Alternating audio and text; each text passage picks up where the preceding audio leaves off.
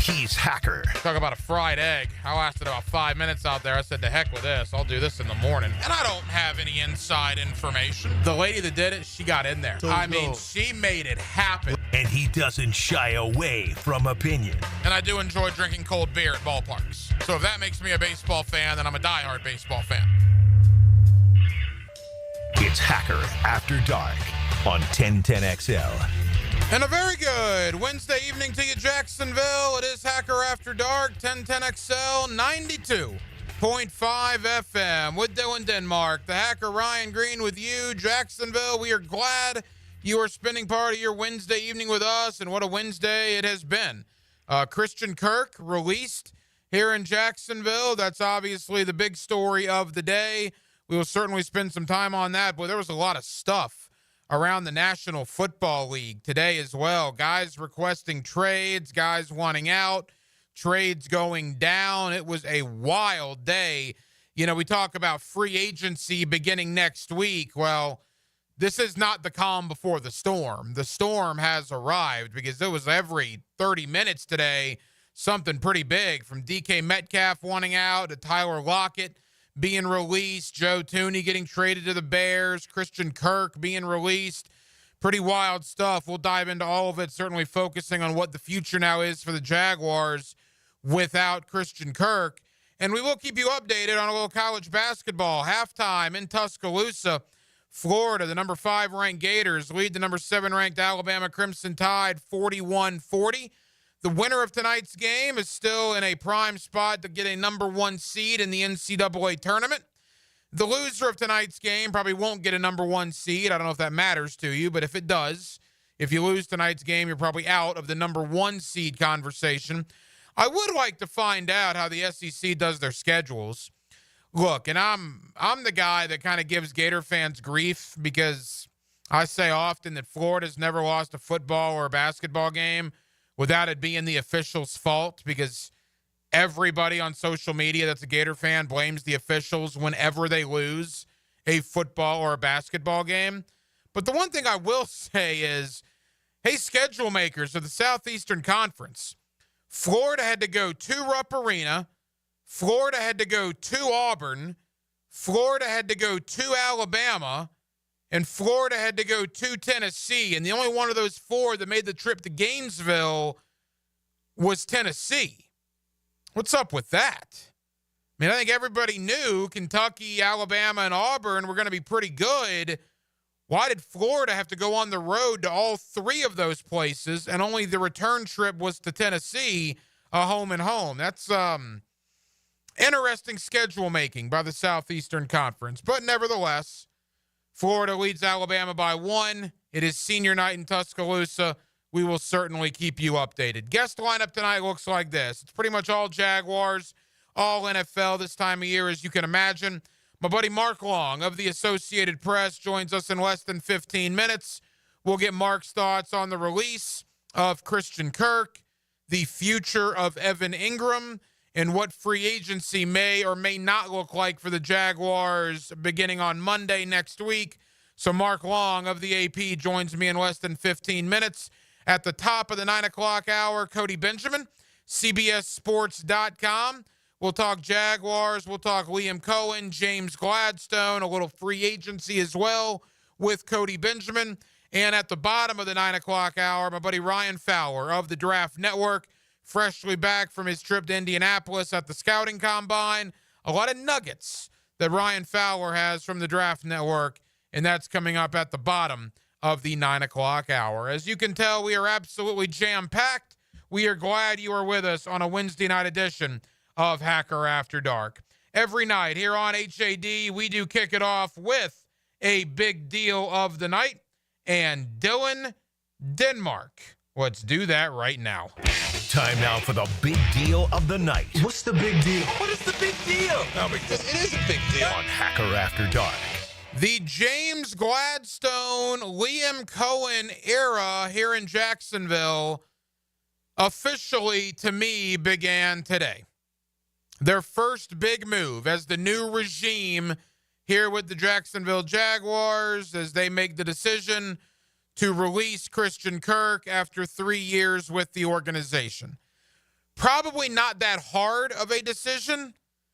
Maybe they wish they could have restructured it. It just didn't work out for whatever reason. But there was no way you were going to pay Christian Kirk that salary based on what he was scheduled to earn with that contract, now that he would clearly be the number 2 option at wide receiver behind Brian Thomas Jr. That just wasn't feasible. It would have been nice to restructure it. Obviously, for whatever reason, that did not happen. So the Jaguars now save over $10 million in releasing Christian Kirk. You know, whenever we get a new general manager or a new head coach, you have to have the trust factor, right? Remember Gene Smith, in Gene We Trust? Yeah, I'm sure some of you do. How'd that work out? But at the beginning, I was on board with that until that became a total disaster, pretty evident very soon into his tenure as Jaguar GM. But even the guys like, even Gus Bradley, Dave Caldwell, Doug Marrone, heck, Urban, Doug Peterson, Trent Baalke, to an extent, you got to give a certain amount of trust as a fan base that these guys are going to make the right decisions. And time and time and time again, over the last 12, 13 years, that has blown up in your face as a Jaguar fan. So it's kind of hard to trust a regime to make the right decisions, because every regime that's been here for the better part of a decade and a half has not made the right decisions. And even though it's early, I'll say this. I said last night, sometimes the best deal is no deal. I did not want the Jonah Jackson deal here in Jacksonville, the offensive lineman that got traded to Chicago. He's got injury issues, and he cost $17 million. I think that was a good move for Jacksonville not to pursue that. You couldn't pay Christian Kirk that money. You just couldn't. Fan favorite, good guy in the locker room, Trevor Lawrence's best friend, could not do it. And they make the choice to release him today. To me, that's 2 for 2. Totally fine with both. Gladstone and Cohen, in my eyes, you're off to a good start. Now, obviously, we got miles and miles and miles to go before the season kicks off in September. But for the here and now, for the first big decisions you've had to make, I'm on board with it. And I think most Jaguar fans are on board with it. So a good job right out of the gate. Now, Evan Ingram, what does that mean for his future? You know, I had this thought earlier today. It's almost been like a one name, Christian Kirk and Evan Ingram. Evan Ingram and Christian Kirk. We've just lumped the two guys together. Will they be released? Will they be traded? Will they be retained? Well, we have clarity on Christian Kirk now. Now we're waiting for some clarity on Evan Ingram. And my thought was this afternoon, if you were going to release Kirk and you were also planning on releasing Ingram, would you have made that announcement at the same time? One would think perhaps, because that announcement did not come and we still don't have 100% clarity on Ingram, that leads me to believe, at least right now, that Ingram's going to be here in 2025. That's where I'm leaning. Because keep in mind, wide receiver, it's all about Brian Thomas Jr. Also at wide receiver, you know there are a lot of free agents available, and you have the potential to draft a guy like McMillan out of Arizona at number 5. Tight end's a different issue. Luke Farrell's a free agent. Josiah DeGuara is a free agent. If you were to release Ingram prior to Monday, yeah, you'd save $6 million or so against the cap. But at that point, you would only have one tight end under contract, and that's Brenton Strange. I don't believe the tight end market is anything great. I'll pull up the tight end free agent market, but if memory serves, it's not a great tight end free agent market. And plus, you're not going to draft a tight end, even though it's a great tight end class, you're not going to draft a tight end at number 5 overall. So I think you're a lot more comfortable keeping Evan Ingram and keeping that $6 million cap hit, because of the unknown at tight end and the lack of options at tight end than you probably were keeping Christian Kirk. Denmark, you agree with that? Kirk is gone. Still no resolution on Ingram, but because no decision was announced today, does that lead you to side one way or the other there for his future? No, not really. I mean, Christian Kirk was kind of expected that he was going to be released just on the cap number. And, free agency's coming up. And, with free agency with the NFL, we get excited because it's the next thing coming up. But a lot of it is kind of overblown. Like, a lot of these guys have baggage for one reason or the other, whether it be for money or injuries or their time is up. So, well, I think the Jaguars, Shad Khan's basically said he's tired of spending money in free agency. They need to build through the draft. And they have 20 draft picks over the next 2 years. So I think they're going to be active in free agency, but I don't think they're going to make a ton of splashes. I think you're going to go after mid-tier guys. Quickly on the tight end situation. So if you release Ingram, Luke Farrell's a free agent, Josiah Jaguars is a free agent. So at that point, you would only have, for the time being, one tight end under contract. That would be Brenton Strange. Your unrestricted free agent tight ends, Tyler Conklin, Jawan Johnson, Gerald Everett, Mo Alley Cox, Harrison Bryant, Austin Hooper, Zach Ertz, Mike Gesicki. Those are the greatest hits. Of all of those guys, none of them are even close to being equal to Evan Ingram. And the only one I would even be interested in talking to is probably Mike Gesicki. But aside from that, it's not a very strong free agent tight end market. And again, you're not going to draft a tight end at number 5. I've heard people say that Evan Ingram doesn't necessarily fit into Liam Cohen's offense. Well, all right. I think people can adjust, right? If you have a talent like Ingram, you can figure out a way for him to fit into your offense. It's not set in stone that you have to have this height, this weight, this guy play tight end. Remember how mad you got at Trent Baalke for saying that? Remember how mad you got at Trent Baalke for having arm length and all this stuff? You guys hated Baalke for that. So I wouldn't lump Cohen into a corner and say, well, because Evan Ingram doesn't exactly meet this parameter of tight end, he's not going to be in Cohen's offense. I think that's short-sighted. Why couldn't Evan Ingram be in this offense? He had 114 catches 2 years ago. I don't care what type of offense you run. A guy catches 114 passes. If you're a good coach, you can figure out a way to use him. So for the here and now, I think Ingram probably is here in 2025. Would it shock me if he got released? No, but it would probably surprise me at this point. Christian Kirk is gone. Question is, what do you do? There are Cooper Kupp rumblings. I'm going to ask Mark Long about that. I don't know why you would go the Cooper Kupp route, and I'll tell you why. He's going to be 32 in November, so he's 3 years older than Christian Kirk. He's had some injury issues as of late, and he's going to be expensive.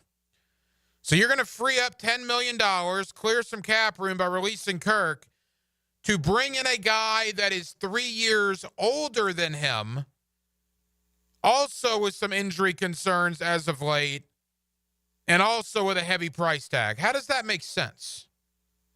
I don't think it does make sense. I think you might want it to make sense. Look, I get it. You connect the dots. Gladstone was in L.A. Cohen was in L.A. The Rams are shopping Cooper Kupp. I mean, I understand the connecting of the dots. But on the surface, you're going to bring in a 32-year-old. He turns 32 in November. A 32-year-old with injury issues. It's expensive. To replace a soon-to-be 29-year-old with injury issues, that's expensive. Not sure how that adds up.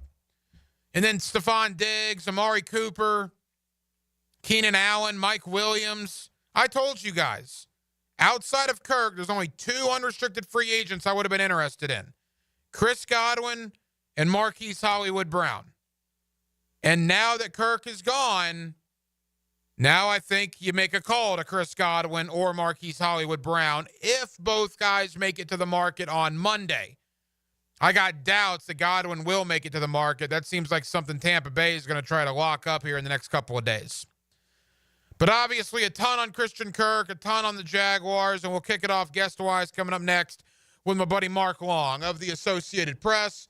Always love talking ball with Mark, and he's going to join us to break down the release of Christian Kirk and preview a little Jaguar free agency beginning next Monday on a Wednesday evening here in Northeast Florida. We're glad you're with us. Hacker After Dark rolls on right here on 1010XL and on 92.5 FM. Now, another classic moment in Jags history. Brunell wants to run at the 20 and leaps a defender. Incredible leap over Mike Magruder, who's left holding his jockey shorts. Jaguars pride forever. 1010XL. Here's Linda Beaver. At Beaver Chevrolet, we believe your experience should be more than just buying a car. It should be a lifetime of confidence, care, and trust. That's why we're proud to offer lifetime warranties and lifetime customer service. At Beaver Chevrolet, we're not just here to sell you a car. We're here to establish a lifelong relationship that you can always count on. It's simple. You deserve the best and shouldn't settle for less. Visit Beaver Chevrolet in Jacksonville, where we're ready to give you a peace of mind for a lifetime. Tired of seeing the signs of aging in the mirror? Fine lines, sun damage, redness? They don't have to be part of your future. I'm Dr. Mark Capel, a board-certified dermatologist, and I can help you look and feel your best without invasive surgery or painful treatments. Imagine rejuvenating your skin in a relaxing, comfortable environment with minimal to no downtime. Smooth out fine lines, even skin tone, and restore that youthful glow. Find out how to look and feel your best at Dermagnify.com. Dermagnify.com. SportsForecaster.com has all the data you need to project tomorrow's winners. Register for free and track the performance of all your favorite players and teams, including all your fantasy team picks and prospects. Sports Forecaster has the most detailed player profiles on the web. Precise depth charts, every transaction, every injury, every news update. No ranting or raving, no preening or barstool bluster. At SportsForecaster.com, you get the timely info you need for every game. SportsForecaster.com. Sign up for free today. Attention skilled electricians. Are you undervalued at your current company? Time to step up to the bigger projects and better opportunities. Join the team at Miller Electric Company, a trusted name in the industry for over 96 years. At Miller, we tackle the biggest projects in the city, offering not just the job, but an experienced, top-notch pay, unbeatable benefits, and the best working environments in the business. Please join the team that values your skills and rewards your hard work. Elevate your career to new heights. Apply today at millercareers.com, an equal opportunity employer. All aboard! The Combine, Free Agency, the Draft. Here we go. Ride the off-season like a locomotive with AA Automotive and 1010XL. Might want to buckle up, baby. AA Automotive on Richard Street. Family run since 1954. Cool Cats Heating and Cooling. The coolest cats in town. Setting the standard in our hometown. Quality service, the best around. Coolidge is the cat that cares about your heating and about your air. Cool Cats Heating and Cooling. The coolest cats in town. Prosser here for Lifetime Enclosures and Lifetime Flooring. With the weather starting to turn for the better, look ahead. Get that backyard ready for spring with a new screened-in enclosure. Maximize the space you have and make it great with Lifetime Enclosures and Lifetime Flooring. They truly are best in the business. If you have the space and the idea, give them a call today. Lifetime Enclosures and Lifetime Flooring. Showroom just off Phillips Highway. Tell them Prosser sent you. Proud partner of the Jacksonville Jaguars. Pick it here for Bow 9 Associates, where you'll find Jacksonville's most esteemed eye doctors at each of their locations. After being selected for one of the most competitive ophthalmology fellowships in the world, Dr. Frank Bowden is frequently called upon for his expert opinion. He is currently one of the few cornea and external disease specialists in the area and the founder of Bow 9. Visit Bow 9 Associates today and experience the difference. Bow 9 Associates, keeping the First Coast focused.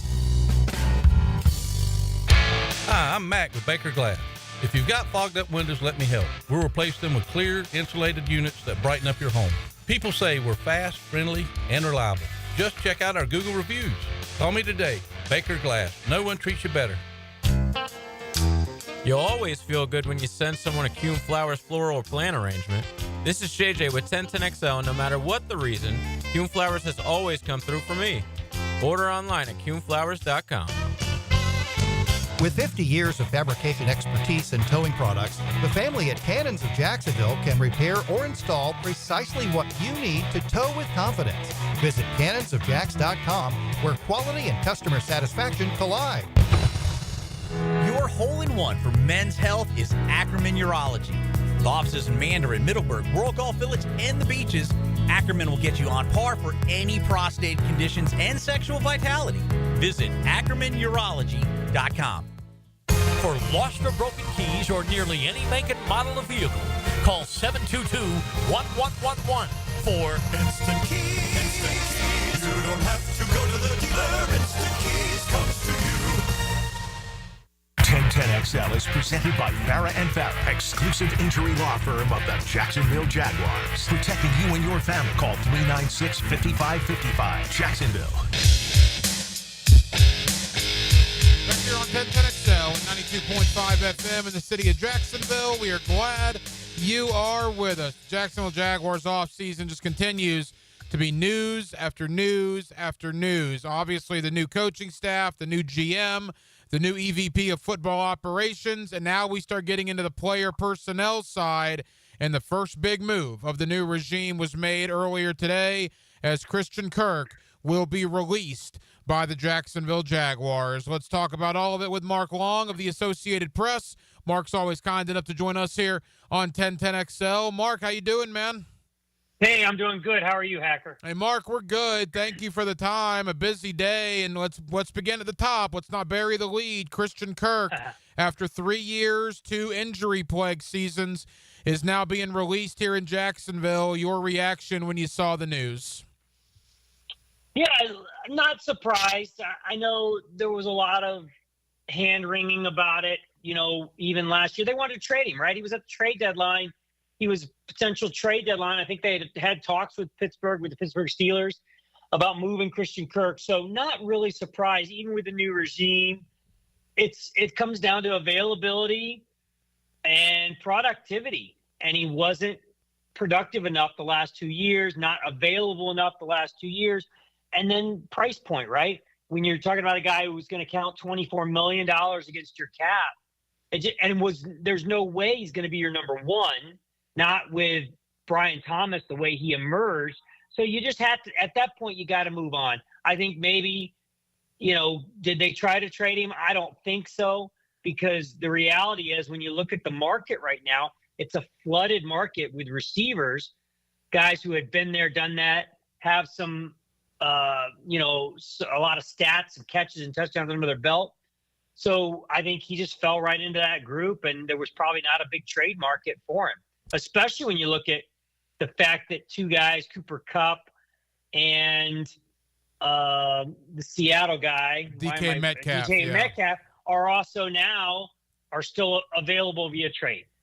It's a slippery slope. I mean, Liam Cohen's been here for, 6 or 7 weeks. Gladstone's been here for 12 days. Christian Kirk was probably Trevor Lawrence's best friend on the team. Did you have to go to Trevor if you're in the new regime and let him know this before it was made public, in your opinion? How do you think that was handled? Yes, I do. I think you tell him. I think you got to be honest with Trevor. Everything they've done has been very Trevor-centric. And it's smart because they at least acknowledge that this guy is on the books for $275 million. This guy's the key. We think he's got his best football ahead of him. And we've got to build around him, got to make it work with Trevor right now. You are pot committed to Trevor Lawrence. So you better make it work on the offensive line. You better make it work at receiver. And you better make it work in the locker room. You don't do that by blindsiding the quarterback. So I would think somebody somehow went to him and said, hey, there's a pretty good chance we're going to release Christian Kirk. What do you think? And they talked it through. That's my guess.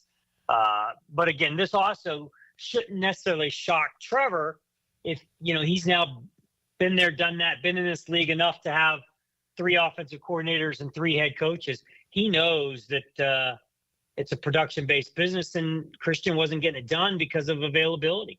Mark Long of the AP with us here on 1010XL. Mark, it was always a 2-person conversation, at least for the last month or two. It was Christian Kirk and Evan Ingram. What's the future of both guys? We know what Christian Kirk's future is now.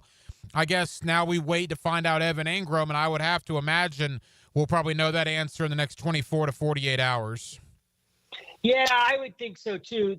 Here's the one difference. The big difference to me is what you've got behind Christian Kirk at receiver. You know you've got Brian Thomas Jr. You're obviously stuck with you're stuck with Gabe Davis a little bit. I don't think they know what they have behind Evan Ingram. Yes, Britton Strange is there. Yes, people have seen some flashes, but they don't have anybody else behind them. Luke Farrell's a free agent. I don't know if Degura is going to be back or not, but if you go cutting Evan Ingram, you've left yourself a pretty big hole in a tight end room that's super thin. So I'm not sure they're at a position where they can do that right now. Here's the other thing. You can go into the picking 5th overall. If you went into the draft and said, we're going to take a receiver at 5, you'd be okay with that. If you said, I'm going to take a receiver in the 2nd round, you'd be okay with that. And you know where these guys on the board. I don't know that their draft spot lines up with getting an elite tight end. Certainly a guy, you feel good about replacing Evan Ingram, because the tight ends who are first-round prospects are mid to late first rounders, and it's a pretty significant drop-off after the first 2 or 3 guys. Free agency, Mark, begins next week, but the craziness obviously has begun this week, and today was wild. There are Cooper Kupp rumors out there, and look, it's not hard to connect the dots. Gladstone's from L.A. Cohen was out there as well. If not Cooper Kupp, do you see them bringing in a veteran-type guy and also drafting one pretty high in the draft?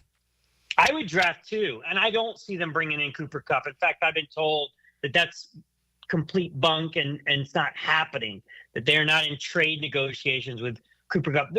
Why would you cut Christian Kirk, who's missed 14 games the last 2 years, and sign a guy who's, I think, 4 years older, and he's 4 years older, and he cost you about the same, and he's missed 10 games the last 2 years? You're not really improving yourself there, certainly not for the long haul. So while I do think, because we talked about that, the number of guys who are available, I mean, Devontae Adams, Stephon Diggs, Keenan Allen, Chris Godwin, Amari Cooper, Brandon Cooks, DeAndre Hopkins, Tyler Lockett, guys who've gotten it done and done at a pretty good level. Certainly they're on the backside of their careers, most of them. But I wouldn't be shocked if when this thing all falls out after free agency, after the draft, maybe you go back and sign one of those guys on the kind of a prove-it deal, a 1-year prove-it deal, and see what they can do. But I don't see the Jags going after a receiver in free agency right now. Maybe a second-tier guy, but not any of those what you would consider the top of the crop type guys. I mean, like, the real issue is they're all pretty old. So if you're going to get younger, go 25, 26, whatever you can do, and get younger at the position and see what they can grow, how they can grow. But I think I would go 2 receivers in the draft, and I wouldn't be afraid to go first round. If that doesn't work out, if somebody's there you like better, then I certainly would go second. But you got those extra picks. They've got what do they got? 2 extra 3s and 1 extra 3 and an extra 4. Yeah, I believe it's so 10 total picks overall. Yeah, 6 picks in the top 128, I think it is. So if you use 2 of them at receiver, no one would blink an eye, because you're trying to build this thing around Trevor Lawrence. If you used, of those 7 picks that you have early, fourth round and up, if you used 2 of them on receivers and 2 of them on offensive line, nobody would blink. And, throwing a tight end in there, I mean, I know the defense has got to get better, but I think they're banking on the defense getting better with a lot of guys they're holding over up front and getting better that way.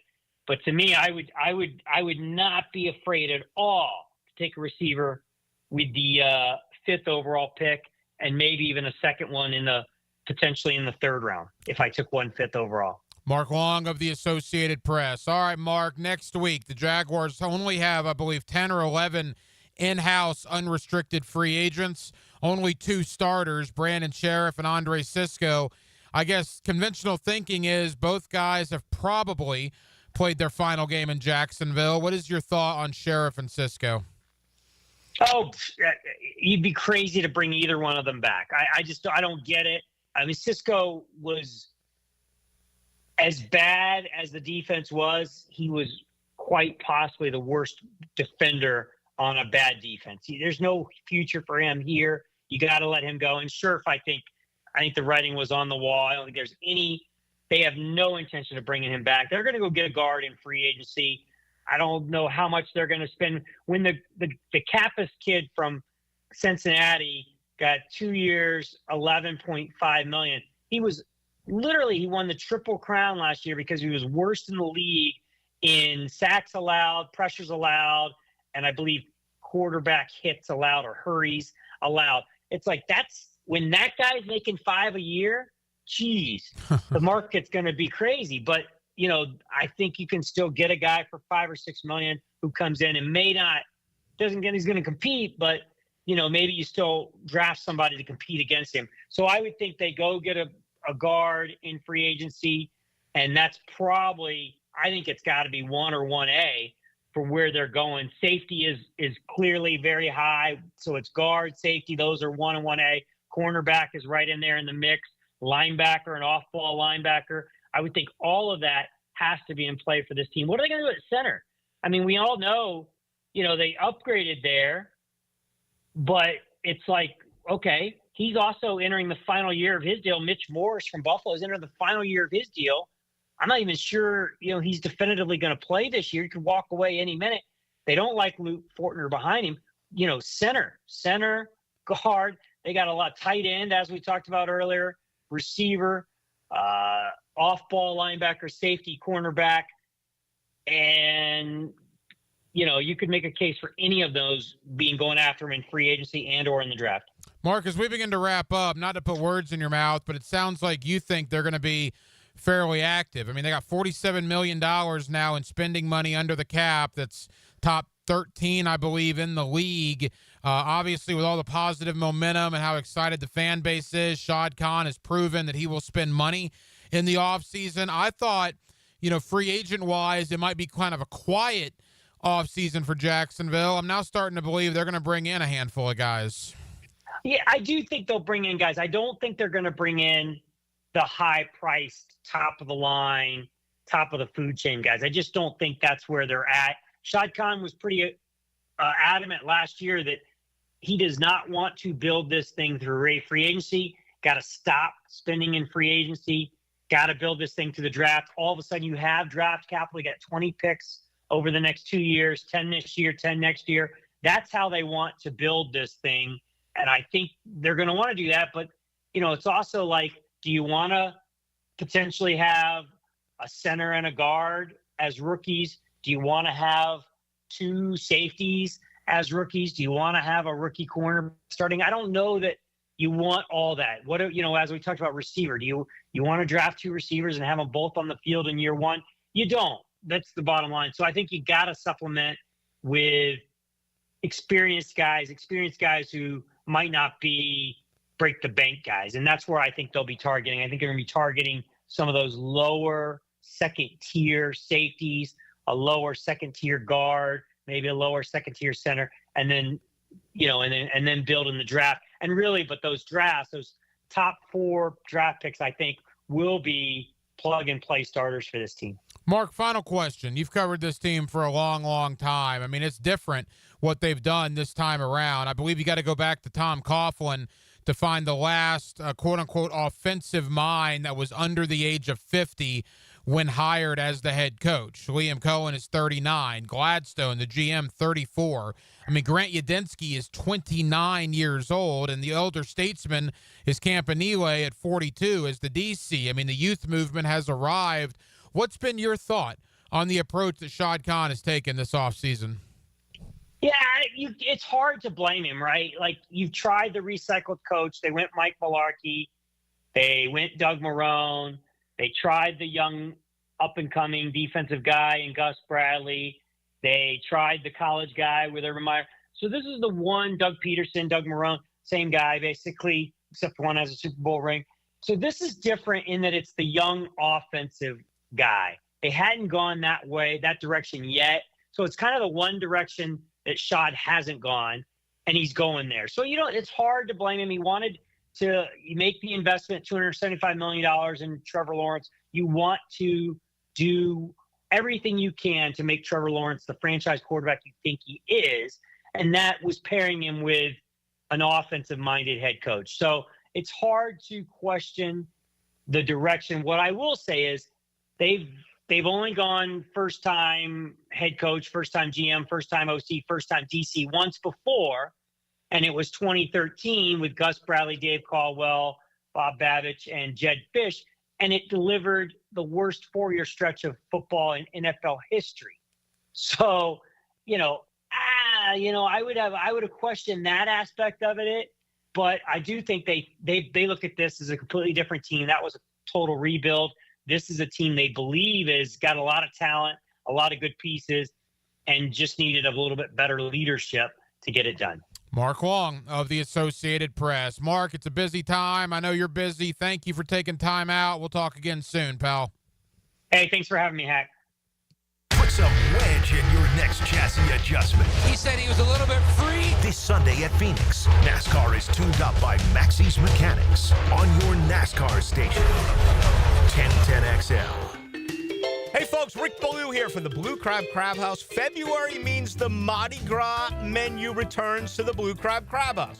Gumbo, shrimp Orleans, blackened redfish, appetizers, dessert, and more. This includes, of course, their regular menu where you get crabs from the Alaskan waters, the Canadian waters, the Southern Georgia waters. It's only at the Blue Crab Crab House. Doors open at 4:30, San Jose, and of course, Jewington Creek Road. Here's your 1010XL First Coast Community Calendar. If you'd like to spend your spring and summer at the ballpark, plan to attend the Jumbo Shrimps Job Fair March 15th at the ViStar Ballpark. You can learn about the positions offered at jackshrimp.com. Your love can give pets a purpose. To adopt a loving animal from the Jacksonville Humane Society, call 725-8766. Veterans, first responders, and law enforcement officers deserve the best treatment. That's why ETMS Florida provides a free, drug-free electromagnetic treatment that helps lower symptoms of PTSD, anxiety, insomnia, and depression. Learn more at etmsflorida.com. Caddyshack Ranch provides a safe, loving, and forever home to endangered big cats. Caddyshack, on the north side of Jacksonville, has helped lions, tigers, and endangered animals for 30 years. Learn how you can visit or help at caddyshackranch.org. Share your community event at 1010XL.com. Collisions happen on every play in football. Collisions also happen every day on the road. If you need auto body repair, from a $30 job to a $30,000 job, trust San Jose Collision in Mandarin. New and pre-owned firearms are always in stock at Beach's Jewelry and Pawn in Jacksonville Beach. Want a new sidearm or rifle? Brands like Kimbar, Smith & Wesson, Sig Sauer, and Beretta. No lines, no hassle. Beach's Jewelry and Pawn in Jacksonville Beach. Good teachers and coaches get the most out of their scholar athletes. That's why 1010XL salutes the Scholar Athlete of the Week. Brought to you by Southeast Orthopedic Specialists. And the Plumbers and Pipe Fitters Local Union 234. Wednesdays on The Frangie Show. Hey folks, Hicken here for Zero Res. You're going to want to beat the spring cleaning rush and call our cleaning heroes at Zero Res. This month, get one room Zero Resified starting at $53. Hey, and take $100 off your air duct cleaning. Don't forget about your air ducts. Your air ducts, sort of like the lungs of your home. If they're dirty, your indoor air quality suffers. Visit ZeroResJacksonville.com. Tell them Dan or 1010XL sent you. Spell it forwards or backwards. Zero Res. It's the right way to clean. Zero Res. Are you thinking about a pool for your home? Blue Haven Pools is Jacksonville's largest pool builder. They've built pools for over 20,000 satisfied families since 2000. It's never been easier to design the perfect pool for your home, family, and budget. Call Blue Haven Pools today at 904-620-0090 to get a free in-home estimate for your in-ground pool, or visit bluehaven.com. Don't let another summer pass by without a pool. Join thousands of happy Jacksonville pool owners in a Blue Haven pool. If you never saw Zeppelin live, now you can know what it's like. And if you did, relive the magic of Led Zeppelin live. Get the Let Out is back at Florida Theater, March 12th. Get the Let Out. Find out what it felt like to see Zeppelin live. Get tickets now at floridatheater.com. Jags fans, here's your chance to score a trip to Green Bay for round one of draft night. through the Everbank Draft Night Experience Sweepstakes, one lucky winner and a guest will be there live and in person to see the Jaguars make their first pick. To enter, visit everbank.com/draft by April 4th. That's everbank.com/draft. No purchase necessary to enter or win. Open to legal residents of the United States and D.C. 18 and older. Entry period from 3/3/25 to 4/4/25. For official rules, prize description, odds of winning, and other details, visit everbank.com/draft. Sponsor and administrator, Everbank N.A. Looking for adventure? Need a machine that works as hard as you do? CF Moto has you covered. At Ride Now Beach Boulevard, we've got CF Moto ATVs and UTVs built for any task, any trail, anytime. Tear up the dirt with the trail-tested C-Force ATV lineup or conquer through terrain with a Z-Force UTV. Find your CF Moto ride today at Ride Now Beach Boulevard or visit ridenowbeachboulevard.com. ATVs and UTVs are for riders 16 and older. They can be hazardous to operate. CF Moto recommends an improved safety training course. 1010XL is presented by Farah and Farah, exclusive injury law firm of the Jacksonville Jaguars. Protecting you and your family. Call 396-5555. Jacksonville. Hacker After Dark on 1010XL. Yes, it is. Thank you to Mark Long of the Associated Press. I don't know if you heard it in there. We're going to put it on social media as well. There's a lot of rumors about Cooper Kupp coming to Jacksonville. Who knows what to believe, what not to believe, but I think Mark's pretty connected, and he said he's heard there is no trade negotiations going on with the Rams about Cooper Kupp. Like, I get connecting the dots, right? I'm totally with you. James Gladstone, Liam Cohen. But again, dollars make sense. What sense does it make to acquire a guy that's going to be 32 in November, that's expensive, and that has history issues recently? You just got rid of a guy who's going to be 29, I believe, in November, who's expensive and has recent injury issues. Something about that doesn't add up. We'll see. I mean, I'm not going to say it's not going to happen. I just don't know if it's as set in stone as some people are making it out to be. But nevertheless, appreciate Mark Long of the AP. More NFL news coming up in a moment. I will tell you, 6:47 to go in the second half in Tuscaloosa. Florida 75, Alabama 65. Alex Condon a team high 20 points. Walter Clayton's added 19 of his own. Gators by 10, 6:47 to go in the second half. We will keep you updated between the Gators and the Alabama Crimson Tide. You want to talk about just a wild, and I do mean wild, day in the National Football League. It started with Max Crosby becoming the highest paid non-quarterback in NFL history. $106 million for Mad Max. Not bad for a mid-round draft pick. Max Crosby gets paid by the Las Vegas Raiders today. The Raiders also signed, I guess, the first free agent. We told you last night, Alex Kappa, the offensive guard from Cincinnati, was released. Well, the Raiders didn't have to wait till Monday to sign Kappa. He was available, and the Raiders signed him. So I guess that's your first free agent signing this offseason.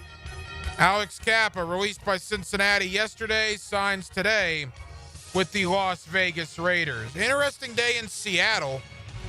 Longtime Seahawks wide receiver Tyler Lockett was released. The Seahawks will save a bunch of money by cutting him. And hours after that, DK Metcalf has apparently requested a trade from Seattle. Now, here's the interesting thing. DK Metcalf is only 27 years old. I believe he's going to turn 28 this year. And he's going to want a lot of money in his next contract. So you got to factor that in. But apparently, Josina Anderson had this on social media within the last hour. She said she knows of at least one team that's offering a third-round pick. If that's all it costs to get DK Metcalf, a third-round pick? By the way, Jacksonville has two of those. Why would you not look at that option? DK Metcalf and Brian Thomas Jr. for a year with Trevor Lawrence? Whew. Again, you have to make sure dollars make sense. It might be a short-term rental. But is that worth a third-round pick for 1 year of DK Metcalf and Brian Thomas Jr.? I would think it would be something to think about. Boy, Zach Bond got paid, didn't he? Philadelphia Eagle linebacker, just won a Super Bowl. The guy was a special teams guy, basically up until this year. He gets an opportunity in Philadelphia and certainly gets a big opportunity in Philly in the playoffs after the Nakobe Dean injury. And the guy was nothing short of sensational. Super Bowl champion and now a brand new 3-year, $51 million contract to remain in Philadelphia. Not a bad month if you're Zach Bond. You get a Super Bowl ring and you get 17 per for the next 3 years. For a guy that, again, was mainly a special teams guy up until this season. I don't know how the salary cap works entirely. I don't know the nuances of it. That's why we get the guys from Spot Track on, or we get the guys from Over the Cap on. But did you see this story with the Dallas Cowboys? They restructured Dak Prescott's contract today. And doing so saved $36 million against this year's cap. How is that possible? Maybe somebody smarter than me can explain that. How do you save $36 million by simply restructuring a contract? That is wild. Look, I get $6, $7, $8 million. 36? Anyway, that's what Dallas did. A couple other things in the National Football League. The Miami Dolphins have revised the yield of linebacker Bradley Chubb. Remember, Chubb missed. Did he miss? I think he missed the entirety of last year. I don't know if he played. If he played, it was at the very end of the year. Remember, he had the Achilles, or the ACL injury, rather, or the Achilles. No, he had the Achilles the year prior. But anyway, he looks like he's going to remain in Miami with a restructured contract, saving the Dolphins some cap room. Chicago's been very active. Yesterday, a trade. Today, a trade. Both on the offensive line. Today, they get a Pro Bowler, an All-Pro guard, Alex Tooney from Kansas City. 32 years old. He's going to cost a lot of money. The Bears have brought in two guys that are not cheap on the offensive line. But they knew they needed to address the offensive line, and they have, with a couple of veterans, 128, 132. To protect Caleb Williams. We'll see how that works out for him. How about this story out of Houston? Tank Dell, wide receiver for the Texans. Remember that awful injury he had? What was that, on Christmas Day against the Chiefs? Just a terrible injury. I think he actually caught a touchdown on the play he was injured on. Well, he had ACL surgery today. You say, well, wait a minute. He's been out for 2.5 months. Well, yeah, because he needed other ligament surgery prior to this. He's just now getting the ACL repaired here in early March, which means if they're lucky, the Texans wouldn't have him till probably November. He's going to miss half the year at least.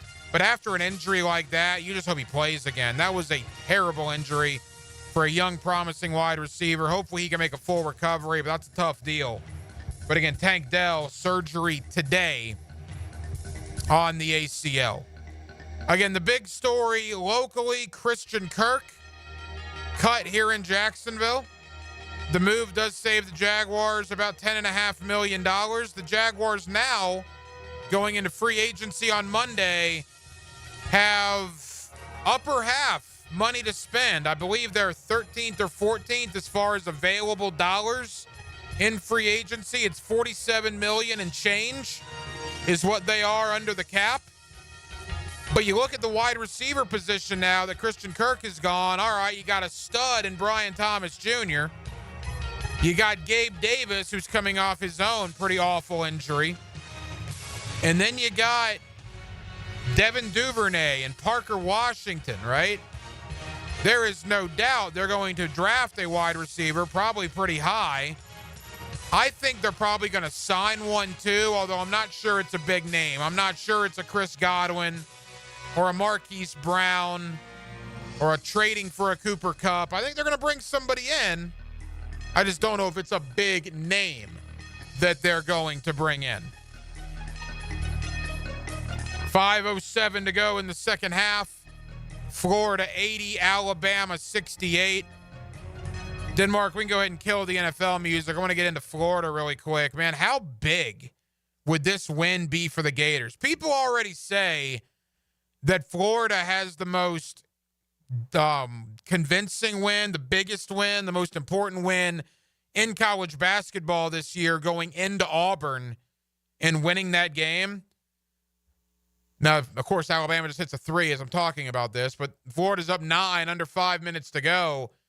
Denmark, if Florida holds on with wins at Auburn and tonight at Alabama, how are they not a 1 seed in the NCAA tournament? Yeah, you got me there. You talk about the quad 1 wins. I don't know what Duke and all the other teams have. Auburn's pretty much locked in as a 1 seed. Duke's probably in there as a 1 seed too. But Florida, all these games that they've played have all been on the road. Yeah. So again, I don't know Duke's schedule inside and out, so forgive the ignorance here. I'll put the wins at Auburn and at Alabama against any win Duke has this year. Yeah, and, the ACC is a weaker conference, and everyone knows that. But, Florida, you split Tennessee. You go on the road and beat Auburn. If you hang on to beat Alabama tonight, that's on the road. What are the couple other games they've had that's been big? I know they lost to Kentucky. You had a bad loss to Missouri. Yeah, Mississippi State was a nice win. That was a ranked team they beat on the road. A&M was at home. So, you've just compiled a lot of victories that, you always hear this time of the year. It's the quad 1 wins. And, Florida's done that. And they beat North Carolina in Charlotte. It wasn't technically a road game, but it was a road game. When you're in Charlotte, North Carolina, and you're playing the Tar Heels. By the way, Thomas Houck, just a huge 3. Florida up 85-73, 3:45 to go. Not to get ahead of the story here, Denmark, but it's going to take something pretty spectacular from Alabama in the next 3.5 minutes, down 12. Florida's on the cusp of another gigantic win on the road this year. We'll keep you updated. Coming up next, back into the National Football League. Cody Benjamin, CBSSports.com. Let's talk Liam Cohen.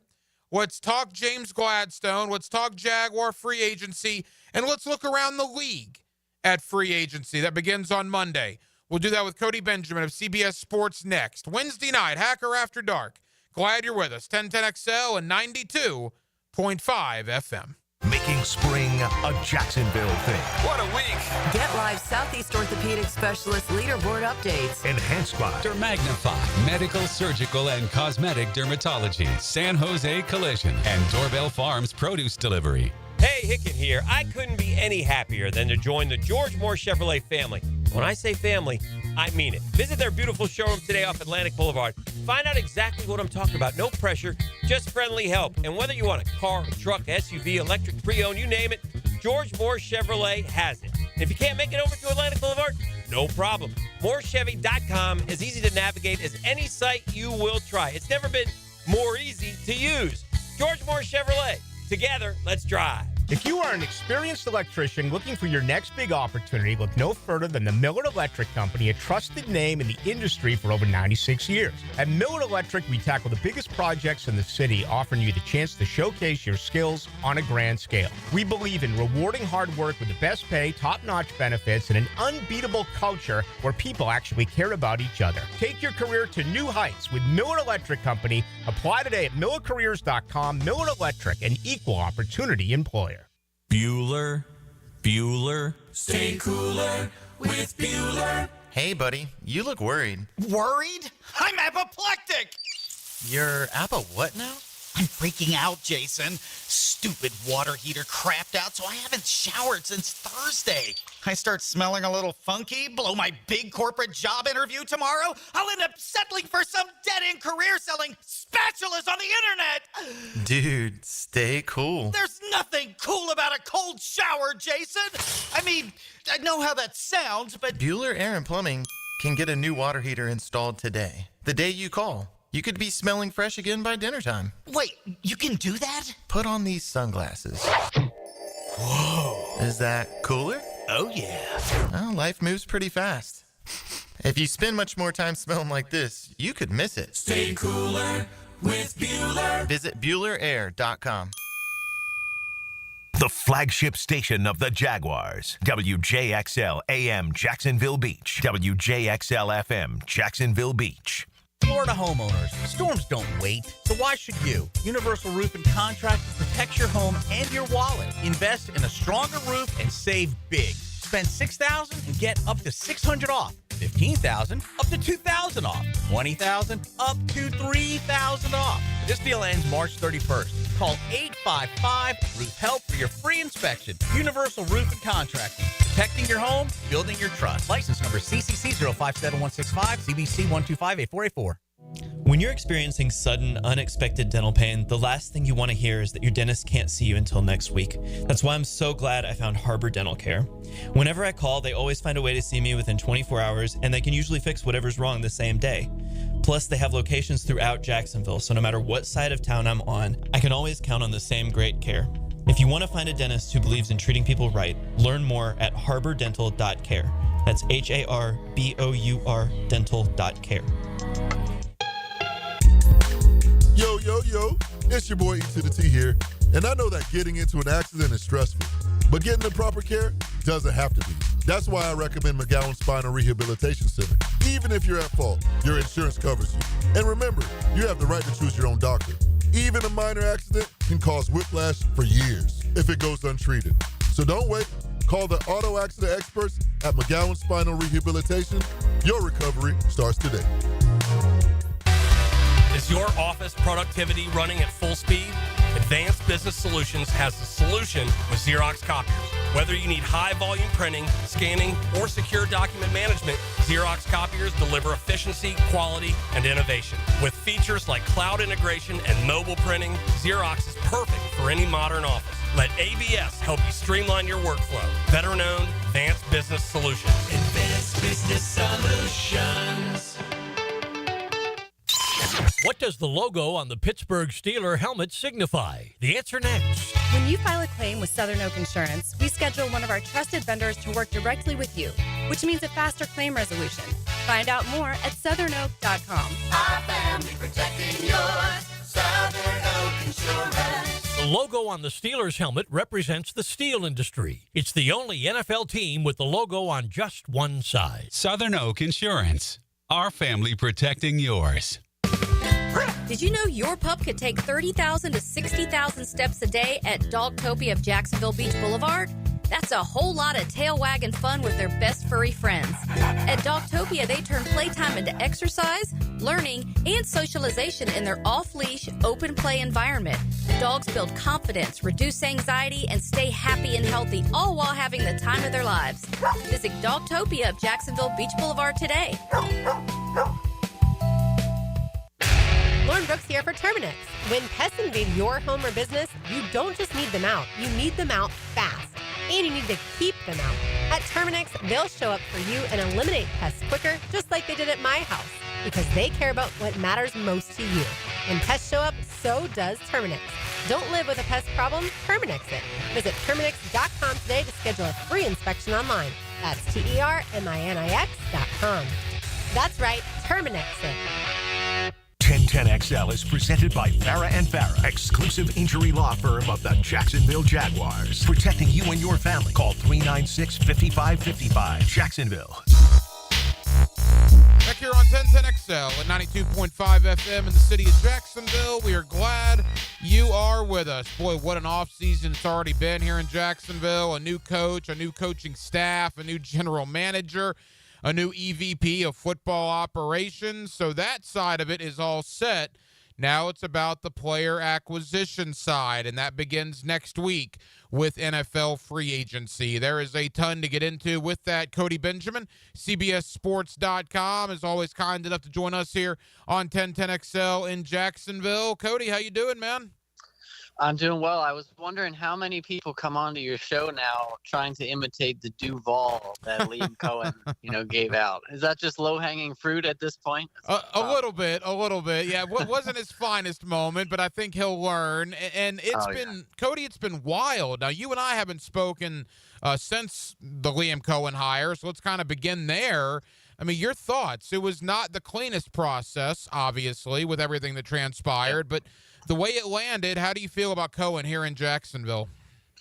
Yeah, I mean, first of all, it's crazy how fast things move in the NFL because I feel like I remember talking to you about the ushering in of the Doug Peterson era, and the whole idea of that regime was to kind of calm things down after Urban Meyer, and he did that for a little, then the offense got stale, everything fell apart. Here we are back at square one. I think, with Liam Cohen, obviously I'm probably not giving you original thoughts here, but I think the whole idea of resetting the staff is to fix Trevor Lawrence. I mean, I know it's not the quarterback isn't the end all be all, but it's certainly a huge ingredient in the recipe for, the Jaguars' position in the AFC South. It's like a Super Bowl contention will be nice, but just being competent in that division, which has been wide open, during the last few years, that would be even better. And I think Liam Cohen, the idea with bringing in a guy like him who obviously had a lot of success working with Baker Mayfield, spent some time with Sean McVay.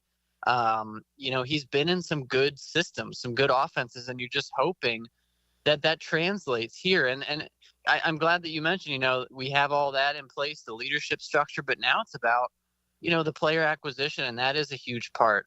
Who can Liam Cohen bring in to kind of, work wonders here and reverse the course of the Trevor Lawrence trajectory? Cody Benjamin, CBSSports.com. 39-year-old Liam Cohen is now paired with 34-year-old James Gladstone. And James Gladstone, Cody, kind of came out of nowhere. Everybody around here thought Ian Cunningham, other guys were certainly in the mix, but Gladstone just won them over in the process. And look, the director of scouting for the Rams, obviously we know how great he is working alongside Les Snead. Sean McVay has raved about James Gladstone. What not only did you make of the Gladstone hire, but of the youth movement that's come to Jacksonville? Yeah, I think that's you need patience from ownership if you're going to go in this direction. I think that's an underrated part of this. When you see teams pivoting to a longer term rebuild, I mean, do they have the patience? Obviously, you want the right guys in place. I mean, if after a year it looks like Liam Cohen and James Gladstone have no idea what they're doing, maybe it is okay to turn the page quicker. But I think we see in teams like the Eagles who just won the Super Bowl, sometimes patience really does pay off. And we live in a world where, we all want answers right away. But, pivoting to the youth movement, I mean, I remember, people might not remember, but when the Eagles hired Nick Sirianni, coincidentally, after firing Doug Peterson, Jeffrey Lurie, their owner, spoke a lot about hiring this guy to become the coach they envisioned, as if he needed multiple years to kind of grow into his position. I think you could look at it the same way with somebody like James Gladstone, who obviously, a very green executive at this position. I think that, obviously with Trevor Lawrence having already paid him, you can't wait around for 5 years to hope it works out. But I just think patience from ownership. I mean, Urban Meyer didn't even last a season. Obviously, Doug Peterson got more than a season, but you need patience when you're working with guys who really have a vision for a long-term rebuild. Well, clearly the Jaguars are putting a lot of trust in what the Los Angeles Rams have done, because we know Liam Cohen comes off that Sean McVay coaching tree, and obviously that includes the likes of Matt LaFleur, Zach Taylor, Kevin O'Connell. Cohen now will join that list. And then with Gladstone being Les Snead's guy for 9 years out in L.A., look, you don't maybe think of the Rams as a power franchise in the NFL. You look at the results, and they've been very, very good for the better part of the last decade, and the Jaguars obviously took notice of that. Yeah, and I think another key about the Rams is it's not just that they were a Super Bowl contender. I mean, they won the Super Bowl a few years ago, but also they've been competitive in different ways. I mean, we saw with Les Snead, when they made that run to the Super Bowl with Matthew Stafford, it was kind of a push all the chips in kind of endeavor, where, he was literally mocking people who were criticizing him for getting rid of draft picks. He was saying, forget the future. We're all in on now. But you see what the Rams did this past year, getting back to the playoffs, making a run against the Eagles in the playoffs there, almost knocking them off in a road playoff game. And they did that with a young core. Matthew Stafford obviously is the older figurehead at quarterback, but the defense had been completely rebuilt homegrown guys through the draft. And so I think that would be the most encouraging thing, is that hopefully, Gladstone is bringing some of that, the adaptability, not only to be aggressive when it's time to be aggressive, but again, be patient and invest in homegrown guys as well. A couple of more for Cody Benjamin of CBSSports.com, along with James Gladstone and Liam Cohen, is the Tony Baselli factor in this, Cody. The former first overall pick for the Jaguars in franchise history, the first Hall of Famer in franchise history, is now the EVP of football operations. I believe he's been vital, not only in the coaching search, but in the general manager search. And I think owner Shad Khan needed somebody like Baselli. And the point that I've made, and certainly a lot of people here have made, is Tony Baselli did not need this job. He certainly had more than enough going on professionally and personally. Tony Baselli wanted this job. He wants to be a part of turning this once proud organization around, and I think that matters. You look at some of the other guys, like a Chris Spielman, for example, in Detroit. Now he's helped them. Yeah. I think Baselli could have a similar impact. Yeah, I think that there's something to – now, again, this doesn't necessarily directly translate to when you're on the clock in the draft, or when you're in a bidding war in free agency. Doesn't necessarily translate to you've got a guy who's always going to make the right decision. But I think you're onto something. I think it's a growing trend in the NFL. I mean, you look at DeMeco Ryans, going back to Houston and becoming a leader, and guys just having there's an inherent respect that they have for a guy who's poured his own blood, sweat, and tears into the organization at their level. You look at Dan Campbell with Detroit. You look at Aaron Glenn going back to the Jets. I mean, it's a growing trend of guys who have not only come up in these franchises, but then are coming back to pour back into them. And so, yeah, I think it certainly helps, at least from a public perception standpoint, of guys wanting to be, willing to come in and fix what's been kind of a mess of a situation. I think it's a real morale boost for the organization. Now, Cody, you mentioned free agency. The negotiation period begins on Monday. That's about a 48 to 72-hour window.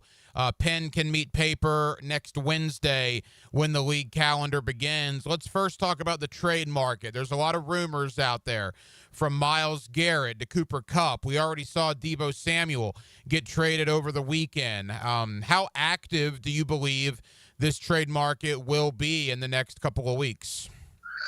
Well, I guess it depends on, I think it'll be active. I think that sometimes the prices for these big names aren't always what we expect. I mean, Myles Garrett's an exception. If he were actually to be moved, I mean, that is going to be a premium cost. But we saw, with Deebo Samuel going to the Commanders, Deebo it's a big name, but, to be dumped kind of for a fifth-round pick, it kind of shows – it's really all about the leverage. I mean, who has the leverage? Who has the contract? Who's able to absorb a contract? I think it'll be active. I'm always focused, as everyone is, first on the quarterback dominoes, and some of those could be via trade. I mean, I don't anticipate Derek Carr being moved, but that's a guy who could be available via trade. Kirk Cousins, I mean, that still smells to me like an eventual cut. Aaron Rodgers as well. But I'm interested. I think that you see all these reports out there about each of these veteran quarterbacks. Every veteran quarterback that's about to hit the market has been linked to every team that needs a quarterback. And so it's really just who's going to make that first bite, who's going to actually pay Sam Darnold what he wants. And I think that those are always the most interesting dominoes that kind of set the stage for the whole offseason. And we're taking notice of the quarterbacks here because obviously Tennessee, the arch rival of Jacksonville, has the number 1 overall picks. They could take Cam Ward or Shedeur Sanders if they choose, but they've also been rumbled about Aaron Rodgers and potentially Sam Darnold. How do you think that Tennessee quarterback situation works itself out? I wish I could tell you. I think that honestly, if you're the Titans, it's a rare situation. You hope that you're picking number 1 overall. And so to have a clean shot at anyone you want. And, this, unfortunately, it's not what you'd call, I guess, a great year for quarterback prospects. But even in the great years, I mean, it's always a 50-50 hit rate, if that, on, finding an elite talent. I mean, I certainly would rather, even if you're not over the moon about a guy like Cam Ward, I think I'd rather spend that pick on somebody like him than take the 1-year flyer on an Aaron Rodgers. But I could just as easily see the Titans doing that and saying, let's kick this can, down the road a year, and let's welcome a guy like Aaron Rodgers. To be honest, I wonder if that, in my order of preference for the Titans, it'd almost be take the quarterback that you want up high. And then if that doesn't work out, go the bridge route, because if you're going to pay Sam Darnold, huge money for a 4-year deal, I'm not sure you want to do that either. I think you'd almost rather say, let's wait until, 26 and let's see what the market looks like then. Yeah, I completely agree with you. I said this earlier this week. I think the Jaguars are going to have a relatively active free agency period. I think the fan base here might call it boring. I think the big uglies, right? The interior O-line, the interior D-line, because I'm sick and tired of seeing Jacksonville get pushed all over the field on Sunday afternoons in the fall. Now, interior O-linemen and interior D-linemen, Cody, won't sell a lot of season tickets in March and April, but they'll help you win games in September and October. I mean, just look at the Super Bowl. I mean, Patrick Mahomes can be Patrick Mahomes, but if you can't block up front, that's it. I mean, it starts in the trenches. And, yeah, we say the same things over and over again, and yet GMs, understandably, get enticed by the shiny objects on the perimeter. And so, yes, you do need weapons. They've got one in Brian Thomas. I mean, that's not enough just to have one, but start up front. I mean, my goodness, the Trevor Lawrence, the roller coaster that's been, get the guy comfortable, keep him upright, keep him protected, and then work your way out.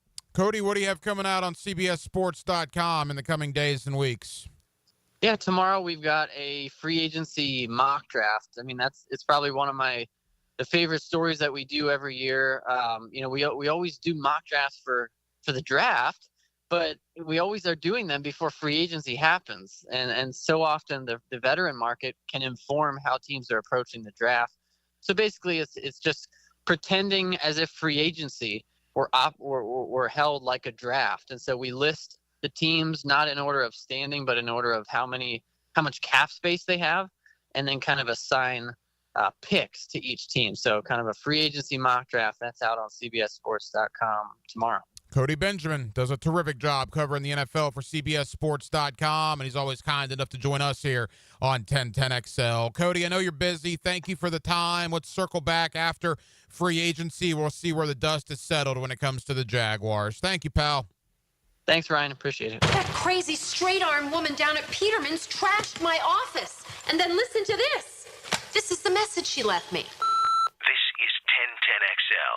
I'm here with Danny Van Sickle, director of the Electrical Training Alliance. Danny, tell me about your program. Hey, Rick, we're a 4-year electrical apprenticeship. Our students start out making over $40,000 a year, and right now make over $90,000 a year, including benefits. There is no tuition or student debt. You just have to apply and get accepted. Did you say no tuition and no student debt? You heard that right, Rick. Once you're accepted to the program, your only cost for the books and the course fees. About $800 a year. That sounds like an amazing opportunity. How can I learn more? Just go to etajax.org, and you can apply there. Apply by May 15th. Hi, I'm Joe Kenny, the founder of Here Tomorrow.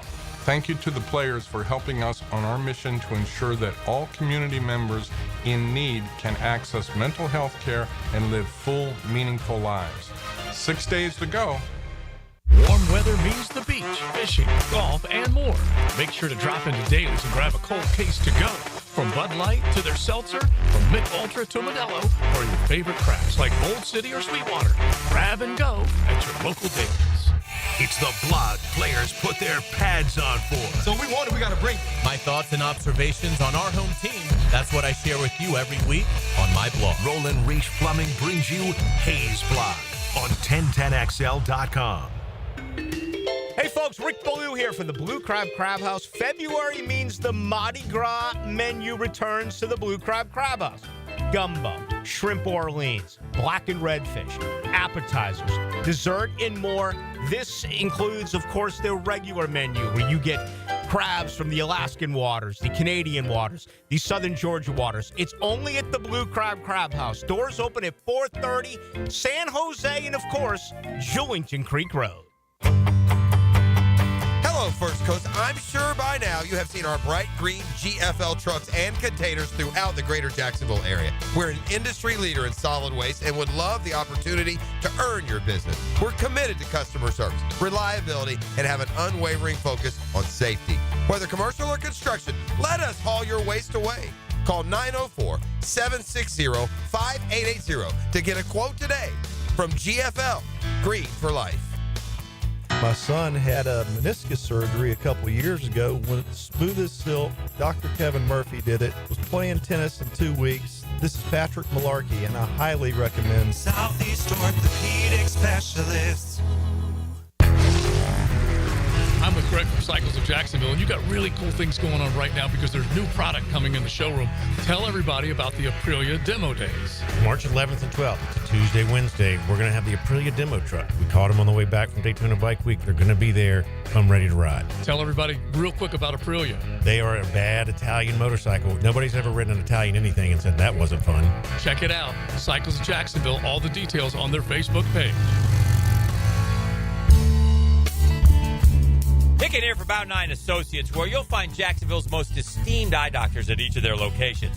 After being selected for one of the most competitive ophthalmology fellowships in the world, Dr. Frank Bowden is frequently called upon for his expert opinion. He is currently one of the few cornea and external disease specialists in the area and the founder of Bow 9. Visit Bow 9 Associates today and experience the difference. Bow 9 Associates, keeping the First Coast focused. Instant Keys.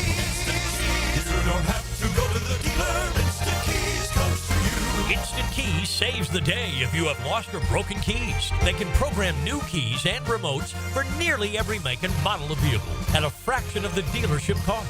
Fast, honest, and reliable locksmith service. Call 722-1111. Instant Keys. Instant Keys. You don't have to go to the dealer. Instant Keys comes to you. Youth sports at the YMCA's focus on teamwork, discipline, and building confidence. Our experienced coaches can create a positive and supportive environment where your kids can grow, stay active, and develop a love for sports. Sports like basketball, volleyball, swimming, gymnastics, and even elite skills training. Join the fun and register. Give your kids a chance to be a part of something special. Visit fcymca.org to learn all about youth sports at the Y. Cannonball! Honey, someone's in our pool. Oh, refreshing. John, what are you doing? Oh, hey, Dave. Seeing as how me and the guys at Clearwater Irrigation reinstalled your sprinklers after the pool contractor ripped it out, I thought you wouldn't mind if I took a quick dip. But in a Jaguar print Speedo? Yeah, Dave. My bad. Clearwater Irrigation. We can't sing a lick, but we sure are good at sprinklers. And drainage, too. Transform your bathroom with stunning shower glass from Sky Glass Solutions in Jacksonville Beach. For a free quote, call 904-608-5151 or visit skyglasssolutions.com. 1010XL is presented by Farah and Farah, exclusive injury law firm of the Jacksonville Jaguars. Protecting you and your family. Call 396-5555. Jacksonville. Hacker After Dark on 1010XL. And again, thank you to Cody Benjamin, CBSSports.com. We'll continue with the NFL conversation about 15 minutes away. Ryan Fowler of the Draft Network, fresh back from Indianapolis and the Scouting Combine. Ryan just does a good job covering the draft. I mean, I could say a lot of things about him, but at the end of the day, I just like having him on year after year because he's really good at talking about the NFL draft. So we're going to have Ryan Fowler of the Draft Network join us coming up here in about 15 minutes or so.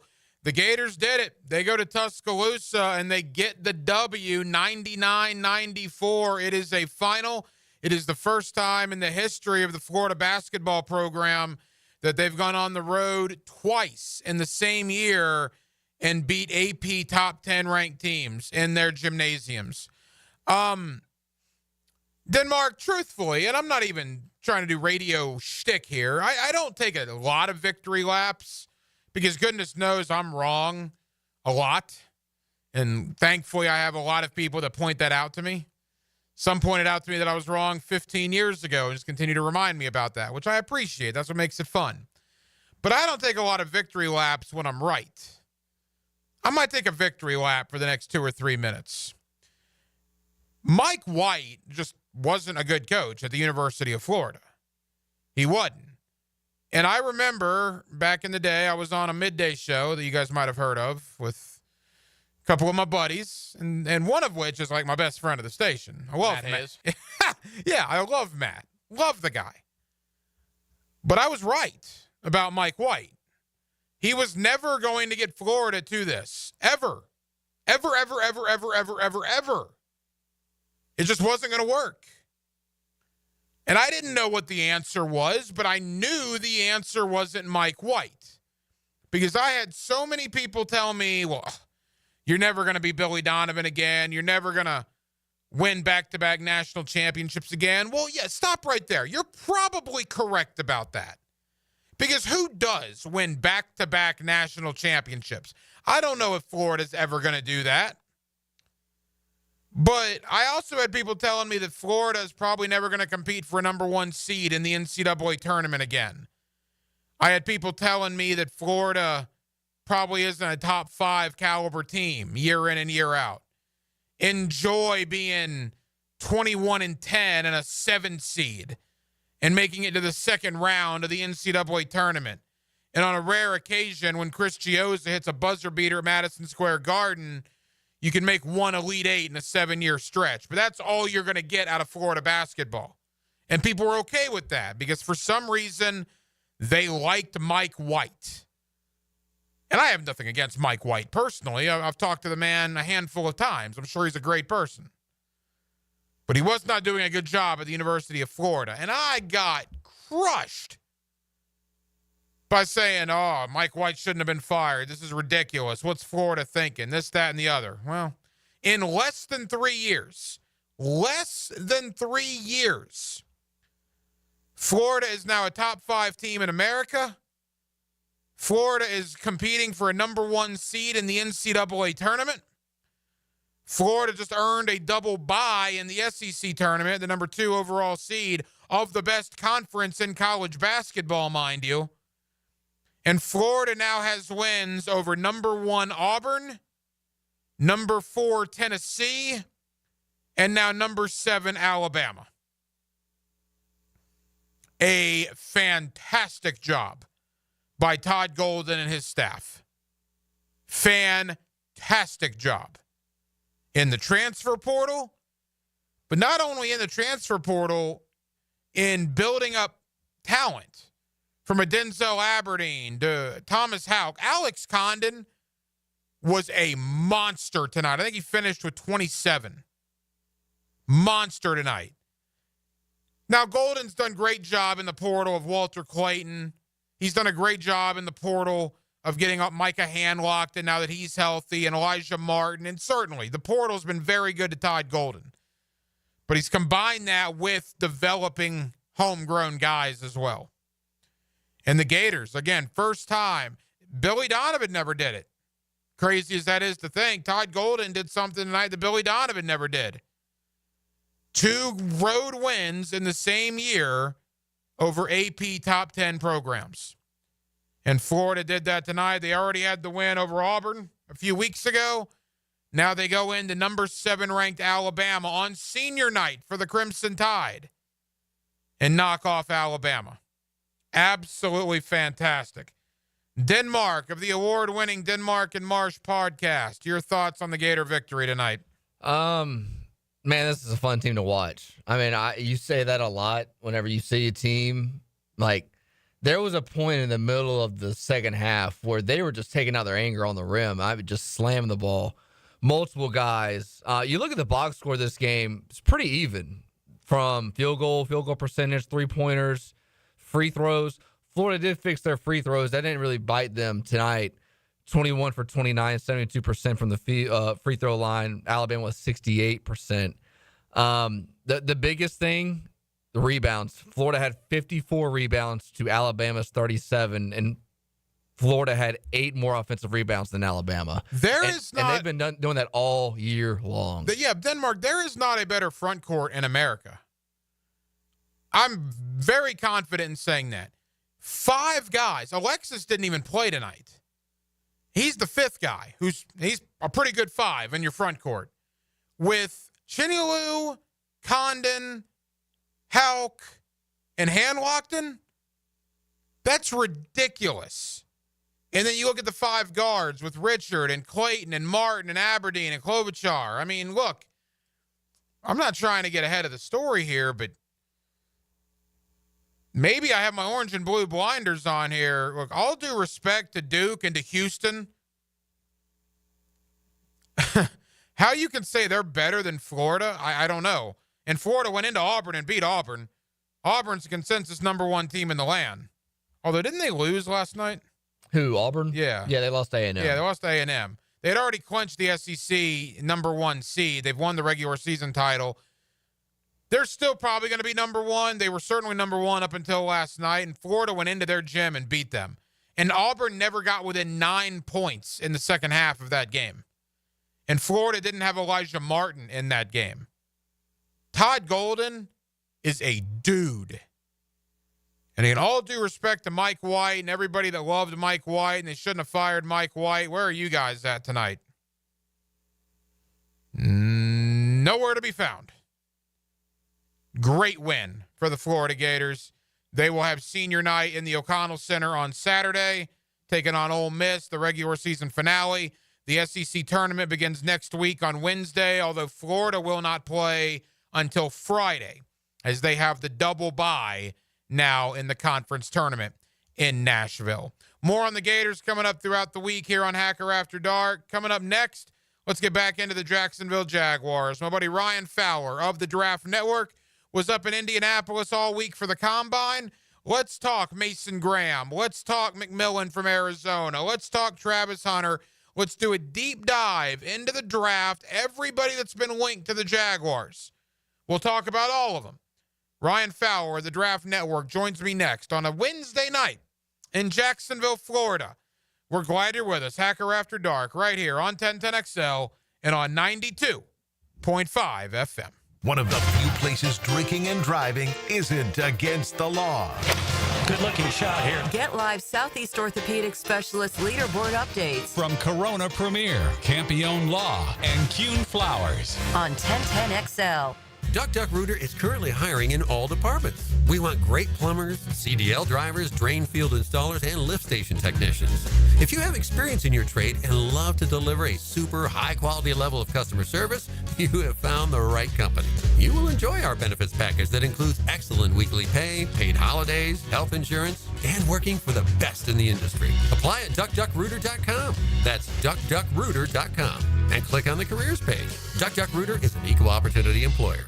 Texting enrolls you into recurring automated text messages. Consent not required to purchase. Message and data rates may apply. Hey, Dan, how you doing? Haven't seen you around the gym for a while. Yeah, I've really fallen off. Since I turned 40, I just don't get the results I used to get. Could be lower testosterone. Lower T? Yeah, I went through it a while back. Once you hit 40, your body has less free testosterone. I got Nugenix Total T, and it's made a huge difference for me. I've seen that ad on TV. Is it for real? Oh, yeah. The key ingredient is something called Tesnor, which helps boost free and total testosterone levels to help you trim up and stay lean. And it's made a difference for you? Man, I feel like I'm in my 20s again, at work, in the gym, and in the bedroom. Are they still giving out complimentary bottles for people to try it for themselves? Yeah, you just need to send them a text. Text ORDER to 42424 right now for your complimentary bottle of Nugenix Total T, the #1 selling testosterone booster at GNC. Plus, text now and we'll include a bottle of Nugenix Thermo, our most powerful fat incinerator ever, to help you get back into shape fast, absolutely free. Text ORDER to 42424. That's ORDER to 42424.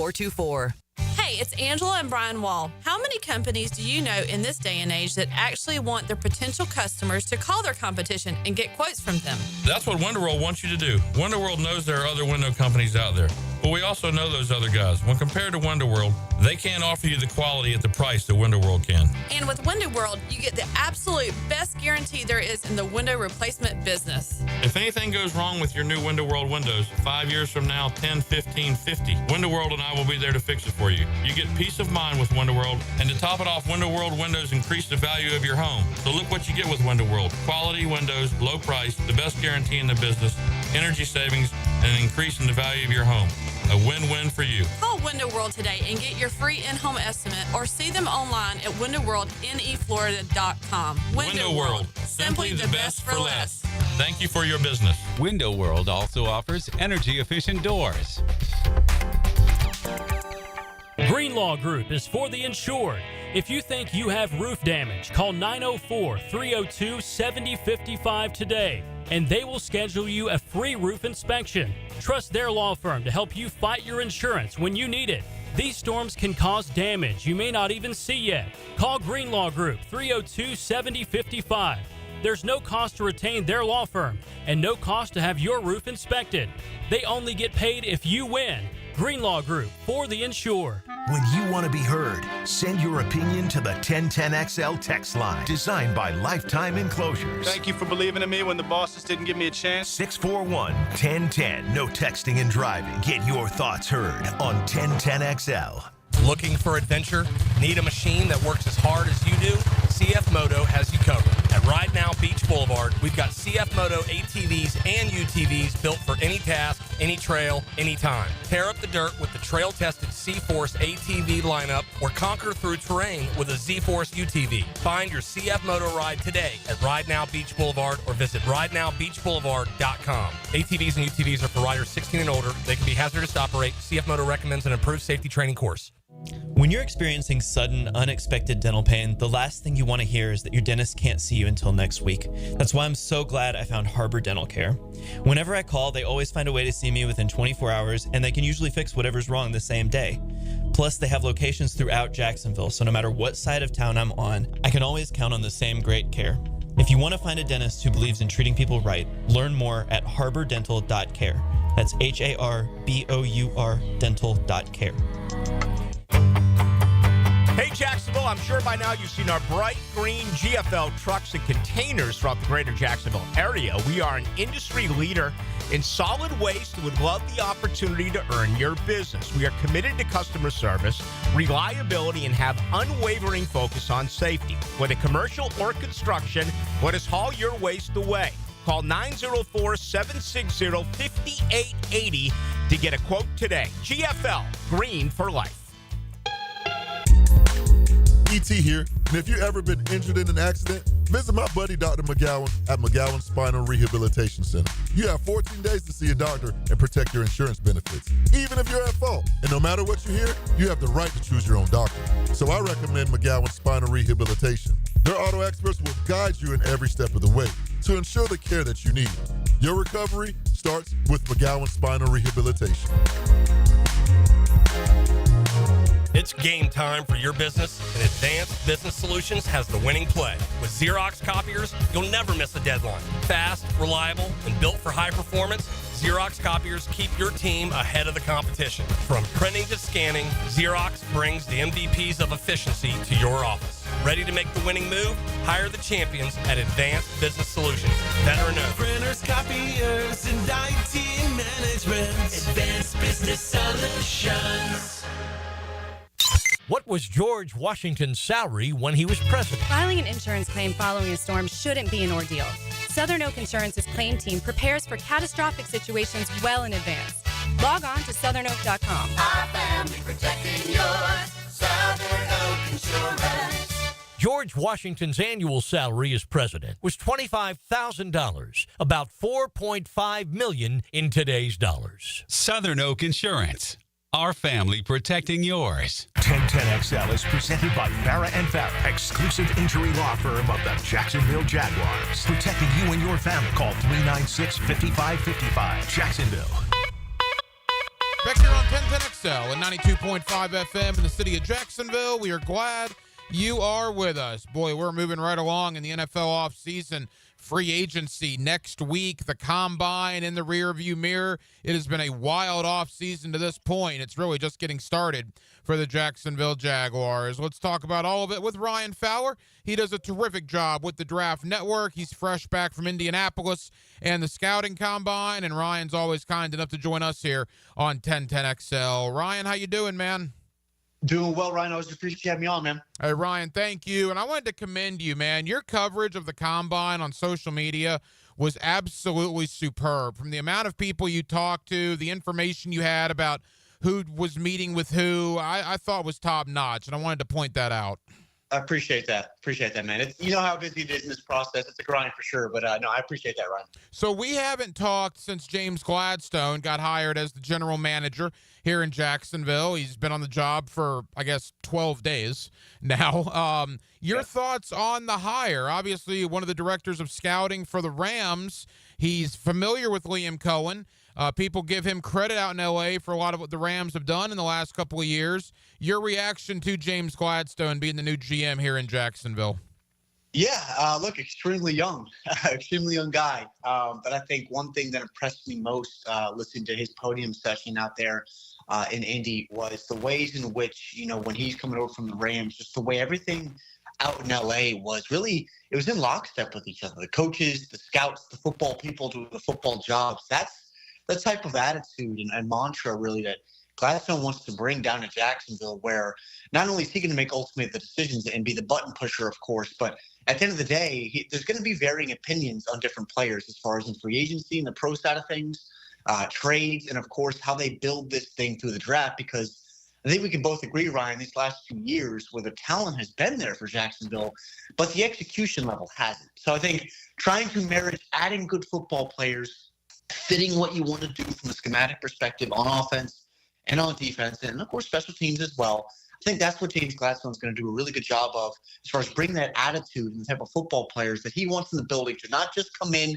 and steal a game check, come in, compete, produce, and ultimately execute at a high level that hopefully gets Jacksonville back to the Super Bowl here sooner rather than later. Ryan Fowler of the Draft Network with us here on 1010XL in Jacksonville. All right, Ryan, in talking to people post-Senior Bowl and certainly post-Combine in the last couple of days, there are varying opinions about the overall draft class. Is it a strong draft class? I've heard, the top 10 is pretty strong, but after number 10, there's really no difference between, say, players 11 and 30 to 35. I mean, where do you fall on that?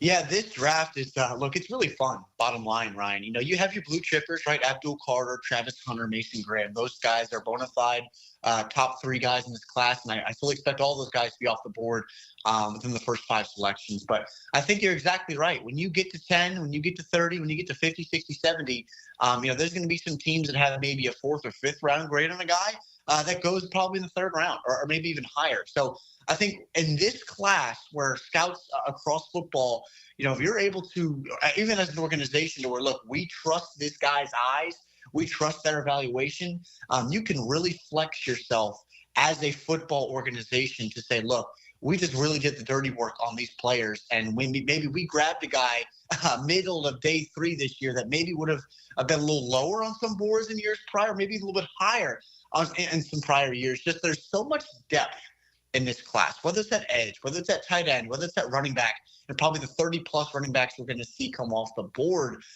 in April. So there's just a lot of talent, a lot of contributors in this class, even though there isn't a ton of talent at the top as far as these are bona fide franchise cornerstones and changers. There's a hell of a lot of contributors that are going to come off the board in all 3 days. Ryan, we like quarterbacks here in Jacksonville because if quarterbacks go in the top 4, that pushes position players down to number 5.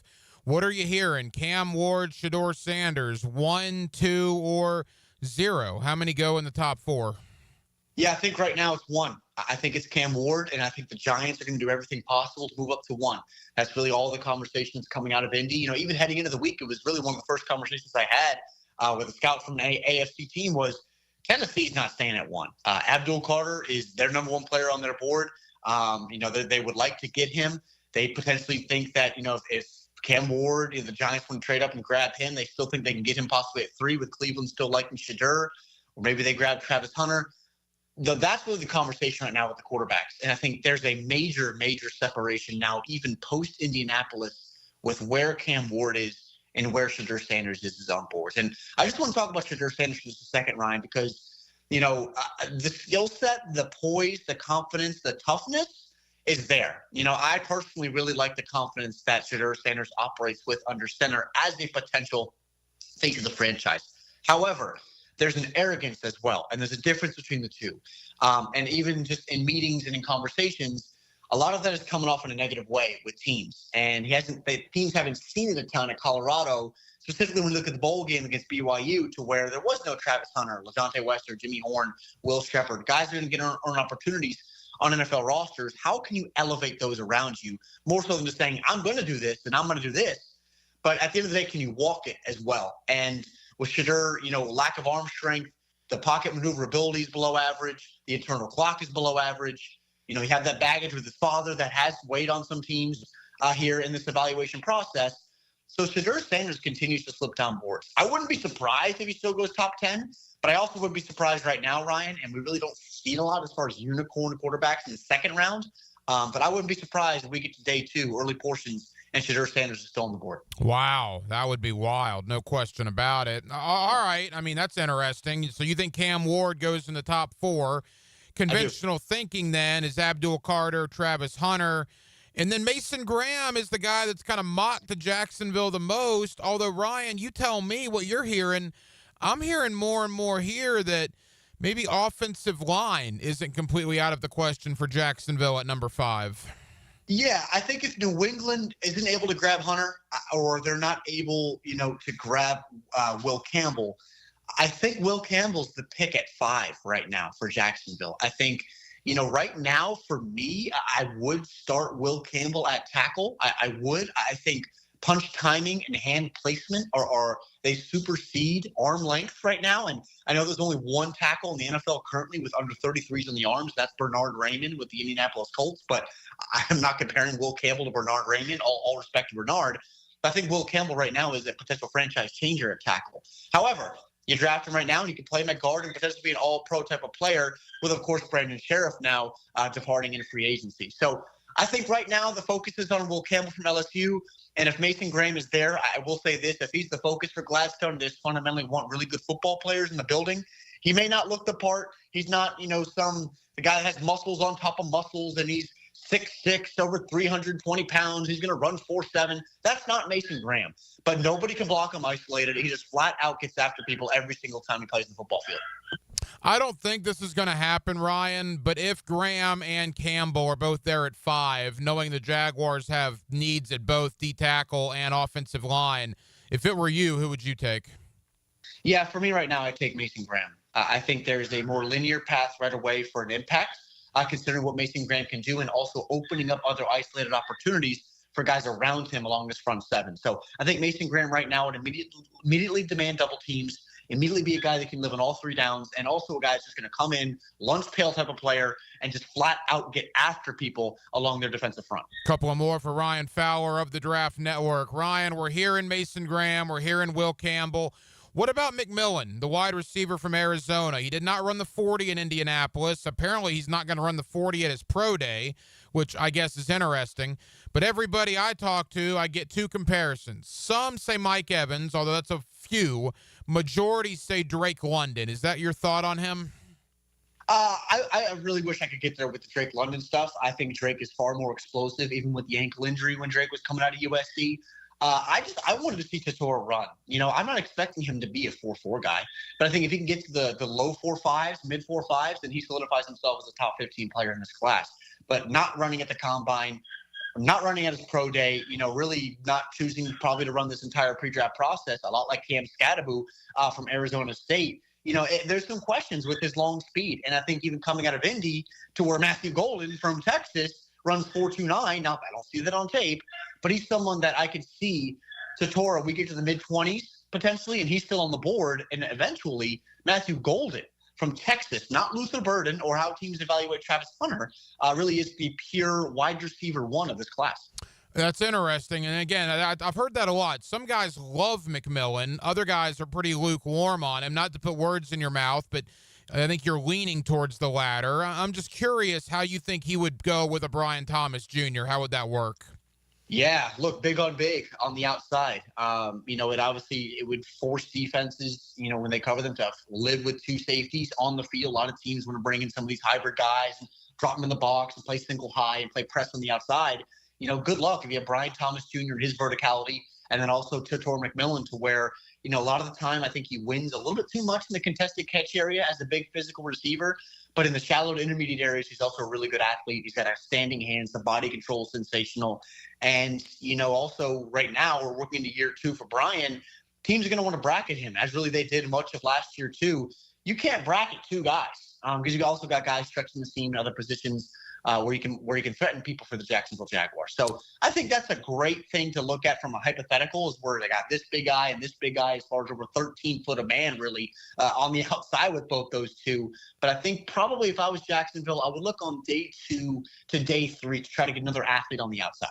We talk about guys that help themselves the most, Ryan, in Indianapolis. Truthfully, I did not know a lot about the Missouri tackle coming in. I know a lot about him coming out. Would you say that the tackle from Missouri probably helped himself the most in Indianapolis? Yeah, Armand Membu. Yeah, he is looked at right now. Look, if Josh Simmons from Ohio State was the healthiest, as far as able to stay healthy, throughout the year, he would have probably been OT1 in this class. But Armand Membu right now is looked upon really as the top premier offensive lineman really in the class. I know Will Campbell's right up there with him, but there are some teams that have Membu as their top tackle and their top guard in this class. And he comes out and runs 4.91 at his weight, the ability to move on the outside. He just offers you a lot of different things, along the ability to just get up and down the line of scrimmage, move bodies, get to the second level in the ground game, and then the ways in which this playbook is going to extend with Jacksonville as far as even getting out and blowing up corners on tunnel screens as a tackle.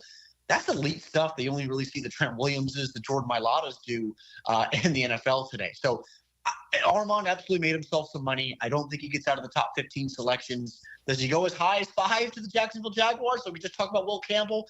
I don't see that right now. But I think he's going to be an immediate contributor for an NFL roster, and definitely someone that I really, again, do not think he gets out of the top half of the first round in late April. Final moments, Ryan Fowler of the Draft Network. Ryan, as we begin to wrap up, again, we don't know what free agency is going to hold beginning next week, so our conversation a month from now could be completely different. But for the here and now, we talk about interior offensive line, we talk about interior defensive line, and there's certainly issues at corner and safety for the Jaguars. If you're talking round 2, potentially 2 of their picks in round 3, who are some of the day 2 guys you're looking at that could be available at corner, safety, and maybe interior O-line and D-line?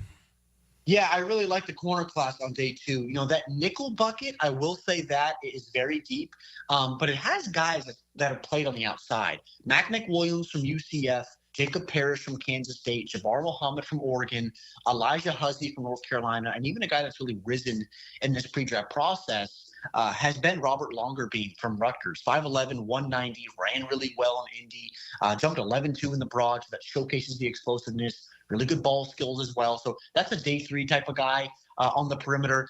At safety, I don't think they need to prioritize the guy on day 2. We'll see what happens with Cisco. But I think if you go on day 3, Jonas Sanker from Virginia is specifically a name that I really like. I think he's one of the more underrated players in this class, just as far as his ability to play everywhere, all over a defense. I think he's one of the best pure tacklers overall in this class. And a name to even keep an eye on is Marquise Siegel from Kansas State, who had a really nice process in Indianapolis, to where the athletic profile's there. If you just watch the tape a little bit, if he can marry the profile with the football ability, you can find yourself a player on day 3 to come in and have some rotational snaps and also cut his teeth on special teams right away. And then the interior group, I think some of these small school guys, Ryan, are going to get some opportunities on day 3 to come in and start somewhere. Clay Webb from Jacksonville State, Jackson Bayer from Arkansas State, and then as well even a guy like Jake Majors from Texas, who I really like. He can play center. He can play guard. Jackson Slater as well is one of the toughest players in the class from Sacramento State, who had a really good week in Indy, even though he pulled up limp with a hammy. But he's supposed to be good for their March 31st pro day. So I think there's a lot of guys on day 3 interior-wise I'm not asking for a starter or a guy's going to be a Pro Bowler, but to come in and compete and be a decent starter in the NFL, I think all those guys I just mentioned absolutely have a chance to do that. Ryan, 60 seconds. Final question. We're talking so much about Mason Graham, the other interior D lineman from Michigan. A lot of people were talking about him. Is it Kenneth Grant, I believe is his name? What is your thought there? Yeah, I like Kenneth Grant. I really do. I think you always know what you're going to get as far as the athletes out of Michigan. Think back to the Mozzie Smith days, and that's a bad comparison right now considering what happened to Mozzie Smith so far in his career in Dallas, where it hasn't worked out. But Kenneth Grant, I remember just watching him a couple of years ago up at Penn State, where he tracked down Katron Allen from 25 yards of depth as a 340-pound man. That athletic profile is sensational. But he's also a guy that's not going to be asked to run backwards. He's going to be asked to go forwards. And he lives on that vertical plane within the interior and flat out can get after people on passing downs. And also, I think his ability as a guy in the ground game, where he's two-gapping, he's taking on multiple guys, putting that back foot in the ground and shedding guys off and making plays, that's going to continue to grow in his game. So I think he lives in the first round as well. Is it at 10? Is it at 20? Is it at 30? I think he can go in either of those three spots. But I think Kenneth Grant's going to be a really good football player for somebody because he is someone, as I mentioned, that has that athletic profile, the testing, the twitch, the size, the length, and the production on tape. So he's been able to check boxes for teams really over these last few years. And in the testing process as well. Ryan, as I mentioned, your coverage of the Combine was fantastic. Tell the good folks here in Jacksonville about the Draft Network and the coverage you'll have coming up in the coming weeks. Yeah, and I appreciate that, Ryan. Lots of stuff coming on TDN here these next few months, written content, audio, video, my own personal podcast, Commanding the Huddle. I have a prospect interview series coming out here. I'll have upwards of 100 guys for interviews. On my podcast, again, Commanding the Huddle. That is on all podcast platforms. And then if you don't follow me already, I'm at X at _Ryan Fowler. He's one of our favorites, Ryan Fowler of the Draft Network. Ryan, I know you're busy. Thank you for taking time out, pal. We'll do it again soon. My man. Thanks as always, Ryan. Now, the cool down with Donovan Air Electric and Plumbing, keeping Jack's cool since 1987. And thank you to Cody Benjamin, CBSSports.com, for joining us tonight here on Hacker After Dark, taking a look at the Jaguars, taking a look at free agency. I mean, even though free agency begins next week, today was wild in the NFL when it came to news. There were things happening all over the place, including right here in Jacksonville with the release or the announced release of Christian Kirk, or the reported announced release, I guess is how you want to phrase it. Nevertheless, it looks like it's going to save the Jaguars $10 million or so in cap room. And now we'll have to see how they go about replacing Christian Kirk. Thought Christian did a fine job in year one here, kind of earned that contract that the Jaguars got roasted for giving him. And he was doing well in year two before that injury on Monday Night Football, and then just never really materialized for him this year, and then ultimately got hurt again. You just weren't going to pay him what he needed to make, what his salary was going to be with the production he was giving you. That was just not going to happen. Did they try to restructure? Who knows? But at the end of the day, he will be released from the Jaguars, which saves them $10+ million against the cap. And we will see how they go about trying to replace Christian Kirk in that wide receiver room. So we certainly spent a ton of time on that. We talked draft. We talked free agency. It was primarily all Jaguars tonight, as those shows tend to be from time to time here on Hacker After Dark. Well, that will just about do it, man. It has been a crazy busy Wednesday evening. Certainly want to thank you guys for hanging out with us tonight here on 1010XL and on 92.5 FM. We have a ton of people to thank. Again, Cody Benjamin, CBSSports.com. Thank you to Ryan Fowler of the Draft Network for joining us tonight. Fresh back from Indianapolis and the Scouting Combine. Always enjoy catching up with Ryan, one of my favorites when it comes to talking NFL Draft. And back in hour number one, my buddy Mark Long of the Associated Press, talking the Christian Kirk release and previewing Jaguar free agency. Now, we will be back tomorrow night on a Thursday, and we will do it all over again beginning at 8 o'clock. Dylan Denmark was your producer tonight. Dylan, great job as always. I'm the hacker Ryan Green. And again, Jacksonville, thank you for spending part of your Wednesday evening with us right here on Hacker After Dark on 1010XL and on 92.5 FM. So for all of us here on HAD, have an absolutely terrific remainder of your Wednesday evening, and we will do it all over again tomorrow night on a Thursday beginning at 8 o'clock. Until then, good night, Jacksonville. 1010XL is your home for Jacksonville University basketball. The Dolphins splash into the